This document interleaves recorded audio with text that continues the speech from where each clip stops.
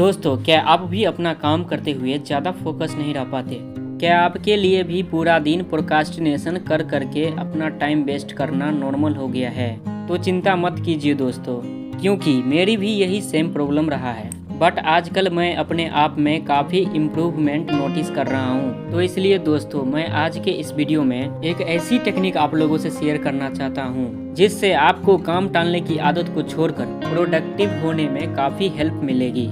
तो चलिए वो टेक्निक आपसे शेयर करता हूँ। वीडियो में आगे बढ़ने से पहले मैं आप लोगों से ये बता देना चाहता हूँ कि मैं एक खुद बहुत बड़े प्रोक्रास्टिनेटर था। चाहे वो मुझे कोडिंग करना हो या फिर स्टडी या फिर अदर फिजिकल एक्टिविटी, मैं किसी एक टास्क पर फोकस्ड नहीं रह पाता था। बट इस टेक्निक से दोस्तों मेरी लाइफ में काफी प्रोडक्टिविटी आ गया है। मैं अब किसी एक काम को बड़े आराम से लंबे समय तक फोकस्ड वे में कर पाता हूँ। सो आप सब ने कहीं न कहीं पोमोडोरो टेक्निक का नाम तो सुना ही होगा, बट मैं इस टेक्निक को थोड़ा और एक्सटेंड करने वाला हूँ। दोस्तों, ये टेक्निक कहती है सबसे पहले आपको अपना टास्क डिसाइड करके फिर उसको 25 मिनट का टाइम देकर फॉलो करना है और 5 मिनट का उसके बाद ब्रेक लेना है, और यही सेम प्रोसेस आपको 4 टाइम्स रिपीट करना है। फिर आप जब 4 बार ये सेम प्रोसेस रिपीट कर लेते हैं तो उसके बाद आप लंबे समय तक अपने आप को ब्रेक दे सकते हैं।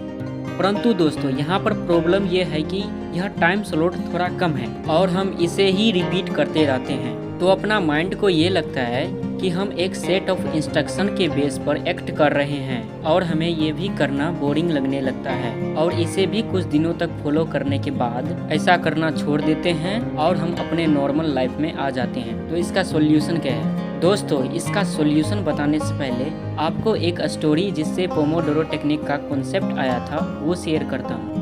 फ्रांसिस्को श्रिलो नाम का एक आदमी 1980s में टाइम मैनेजमेंट के लिए एक टेक्निक बनाया था। उनको भी सेम प्रॉब्लम था। वो कोई काम करते थे बट फोकस ही नहीं रह पाते थे। कुछ और डिस्ट्रैक्शन की वजह से उस काम को छोड़कर कुछ और करने लग जाते थे। उन्होंने एक दिन टाइमर लाया और उसमें 2 मिनट का टाइम सेट किया और उसे अपने पास रखा और बोला, मैं ट्राई करूंगा कि बस 2 मिनट के लिए मैं अपना काम करूं और देखता हूं कि क्या मैं 2 मिनट के लिए मैं अपने काम पर फोकस कर पाता हूं या नहीं। इसको करने के बाद उन्होंने देखा कि वो 2 मिनट तक अपने काम पर फोकस्ड रह पाए, और ऐसे करते करते उन्होंने थोड़ा थोड़ा और टाइम बढ़ाया, जैसे 5 minute, 10 minute, 15 minute and so on, और उन्होंने देखा कि वे सक्सेसफुल रहे अपने टाइम मैनेज करने में। दोस्तों, वो टाइमर टमाटर जैसे दिखता था, जिसे इटली में पोमोडोरो कहते हैं, इसीलिए क्योंकि ऐसा टाइम मैनेजमेंट का कॉन्सेप्ट इन्हीं टमाटर जैसे दिखने वाले टाइमर से आया था। इसीलिए इस टेक्निक को आगे पोमोडोरो टेक्निक का नाम दे दिया गया और इसका एक सर्टेन वैल्यू फिक्स कर दिया गया,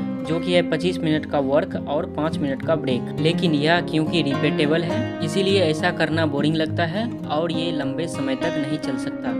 अगर हम इस स्टोरी का फंडामेंटल पर ध्यान दें तो हम ये देखते हैं कि एवरी टाइम इंटरवल में वर्क खत्म हो जाता है तो हमारे माइंड में डोपामिन रिलीज होता है और हमें अच्छा लगता है कि हमने इस पर्टिकुलर टाइम में ये काम किया। इसीलिए हमें ये भी लगता है कि हमने इस काम को 1 घंटे तक किया तो मैं इसे 2 घंटे तक भी कर सकता हूँ। तो इसी बिलीफ सिस्टम की वजह से जब हम इसे 2 घंटे भी कर लेते हैं तो हमारे दिमाग में पहले से ज्यादा डोपामिन रिलीज होता है, और हम ये भी जानते हैं कि किसी चीज की वजह से जब हमारे माइंड में डोपामिन रिलीज होता है तो हमें अच्छा लगता है और एक तरह से प्लेजर मिल जाता है, और यही प्लेजर हैप्पीनेस हमें बार बार चाहिए होता है। इसीलिए हम उस काम को बार बार करना चाहते हैं जिससे हमें प्लेजर या खुशी मिले। इस तरह वो काम के लिए हम पैशनेट हो जाते हैं, और वो काम जिसे हम फोकस होकर थोड़ी देर भी नहीं कर पाते थे, अब उसे हम घंटों कर सकते हैं। तो आपको यहाँ पर ये समझना है कि आपको चाहे जो भी काम करना हो, चाहे वो स्टडी हो या फिर अदर एक्टिविटी, आप ये देखें कि उस पर्टिकुलर काम को आप कितनी देर कर सकते हैं। अगर आपको लगता है कि